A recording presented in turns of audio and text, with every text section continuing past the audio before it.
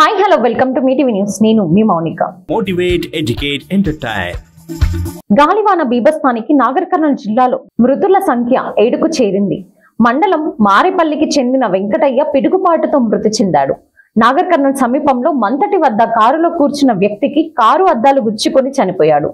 రేకుల షెడ్ ఇటుక పిల్ల ఎగిరి పడడంతో కారు అద్దం పగిలి గుచ్చుకోవడంతో అక్కడికక్కడే మరణించాడు.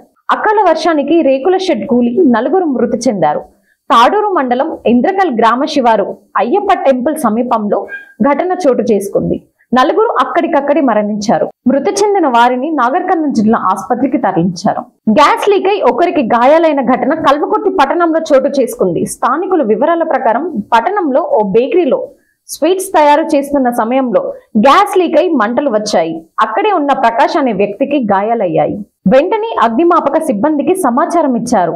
అగ్నిమాపక సిబ్బంది చేరుకొని సిలిండర్ ను బయటకు తెచ్చి మంటలు ఆర్పేయడంతో ప్రాణాపాయం తప్పింది. ఆదివారం సాయంత్రం కల్వకుర్తిలో ఈదురు గాలులతో కూడిన వర్షం కురిసింది. ఈ వర్షానికి కల్వకుర్తి జడ్చర్ల రహదారిలో ఉన్న సూర్యలత కాటన్ మిల్ దగ్గర రోడ్డుకు అడ్డంగా చెట్టు కొమ్మలు విరిగిపడ్డాయి. జడ్చర్ల నుంచి కల్వకుర్తికి వస్తున్న వారు కారులో నుంచి దిగి మానవత్వం చాటుకున్నారు. రోడ్డుపై అడ్డంగా పడ్డ చెట్టుని తోటి ప్రయాణికులతో కలిసి తొలగించారు. కల్వకుర్తి సమీపాన తుర్కలపల్లి కాటన్ మిల్ దగ్గర రోడ్డుపై పడిన గడ్డి మోపులు అటుగా వెళ్తూ గమనించిన రైతులకి నాగర్ కర్నూల్ క్లూస్ టీం పోలీసులు సహాయం చేశారు. పోలీసుల సహాయానికి సంతోషపడి వారికి ధన్యవాదాలు తెలిపారు. Thanks for watching. చూస్తూనే ఉండండి మీటీవీ న్యూస్.